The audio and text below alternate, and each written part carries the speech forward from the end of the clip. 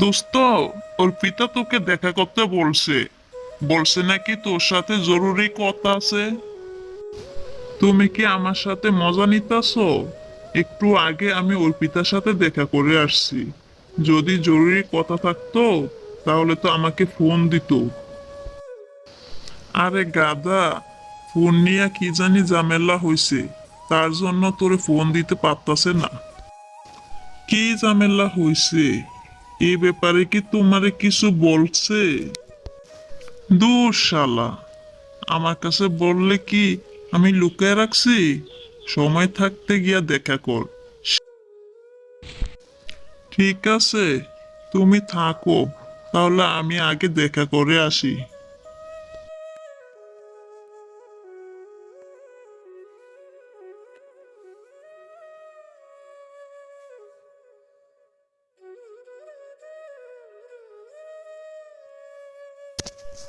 অর্পিতা, তোমার কি হয়েছে? আমাকে জরুরি খবর দিচ্ছ। বাবা, তোমার আর আমার রিলেশনের কথা জাইনা ফেলছে। তার জন্য আমারে মামার বাড়িতে পাঠাইয়া দিতেছে। তার মানে তুমি একবারে চলে যাইতাছো? তাহলে তোমার লেখাপড়ার কি হইব? আমি এসবের কিছু জানি না, কিন্তু আমি তোমারে খুব মিস করব। রাখো তোমার মিস। তোমার বাবা বলল আর তুমি চইলা যাইবা, আর তুমি কিছু বলবা না?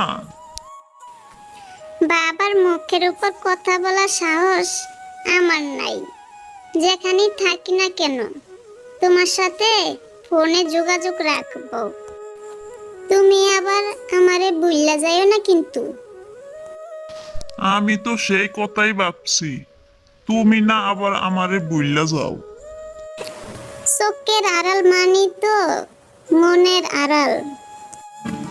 আমি অর্পিতা, আমি যা একবার বলি তা করে দেখাই। শুধু তোমার ফ্যামিলির দুর্বলতার কারণে বাবাকে কিছু বলতে পারি না।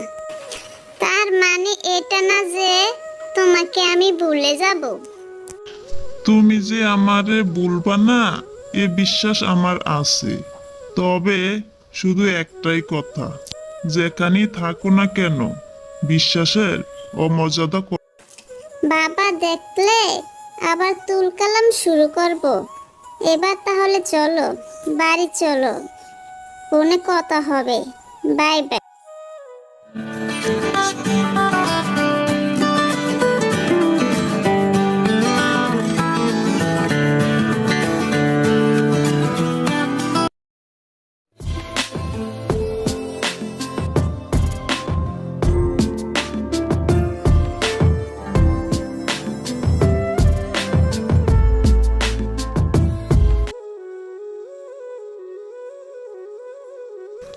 রনি, তোর মার কাছ থেকে এসব কি শুনতাছি? তুই নাকি খাওয়া দাওয়া চাইরা দিছস? ওর পিতার সাথে কি হয়েছে তোর? 8-10 দিন ধইরা ওর পিতা আমার ফোন রিসিভ করে না। তারপর আমি তার মামার বাড়িতে গেলাম। সে এমন একটা ভাব করলো, মনে হয় সে আমারে চিনেই না। ওর পিতা তো এমন মেয়ে না। এত বছর ধরে তোর সাথে অর্পিতার রিলেশন, কি করে ভুলে যাবে? তাহলে ও তোর সাথে এরকম করলো কেন? ওর পরিবারের সাথে নাকি আমার পরিবার যায় না। এখন যার সাথে ওর রিলেশন তাকেই নাকি ও বিয়ে করবে। যে তোর সাথে সিট করলো, তার জন্য তুই কান্না করস, না খাইয়া থাকস? আল্লাহ তোরে বাঁচাইছে। ও লুবি মাইয়া তোর জীবন থেকে চইলা গেছে। আমার দুঃখ কি তুমি বুঝবা? আমি 5টা বছর ওরে ভালোবাসছি, কিন্তু আমার ফ্যামিলি দুর্বলতার কারণে ও আমারে বুইল্লা যাইব গা, এটা আমি মানতে পারি না। তুই আমার ভাই না, মানতে না পারলেও মানতে হইব। ওর চাইতে ভালো মাইয়া তোর বিয়া করতে হইব। তো যে লাউ সে কদুই তো হইল, ওরে তো আর আমি পাইলাম না।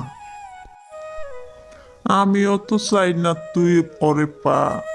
যে মেয়ে 5 বছর সম্পর্ক বুইল্লা যাইয়া আরেকজনের সাথে সম্পর্ক করতে পারে, সে মেয়েরে পাবার কোনো দরকার নাই।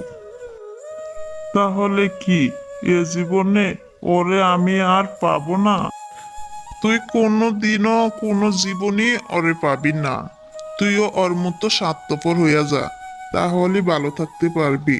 ও যদি থাকতে পারে তোরে ছাড়া, তাহলে তুইও থাকতে পারবি ওরে ছাড়া।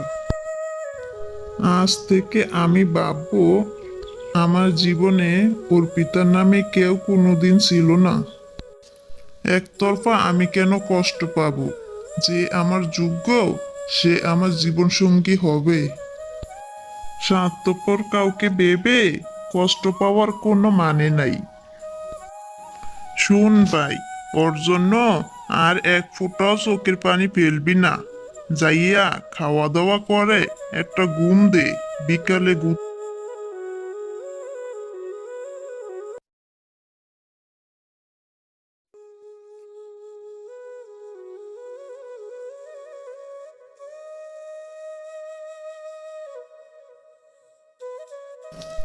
কি ব্যাপার?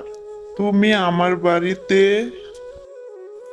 তোমার বাড়িতে আসতে বারণ আছে নাকি?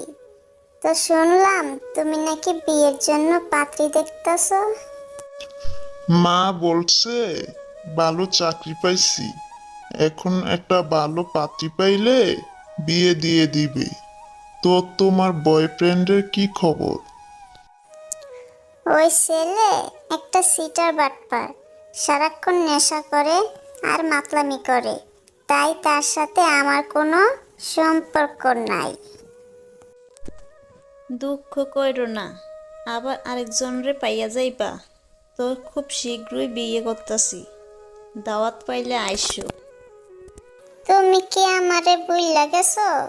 আমার কথা তোমার মনে পড়ে না? তোমার জন্য 7 দিন না খাইয়াছিলাম, কান্নাকাটি করছিলাম। তারপর বুঝতে পারছি একজন রুগীর জন্য আমি আজ এই অবস্থা করছি, এটা ঠিক করতেছি না। তুমি ঠিকই বলছো, আমি আসলে একটি লোভী, আর এর লোভের কারণে আজকে আমার এই অধপতন। তোমার জীবনে যে মেয়ে আসবে সে ভালো একটি বর পাবে, ভালো একটি ঘর পাবে। দোয়া করি তুমি সুখী হও, তুমি ভালো থেকো। গেলাম, বাই বাই। বন্ধুরা, আমাদের এই গল্পটি কেমন লাগলো? যদি ভালো লেগে থাকে লাইক, কমেন্ট, সাবস্ক্রাইব করে দাও। আরো নতুন নতুন গল্প পেতে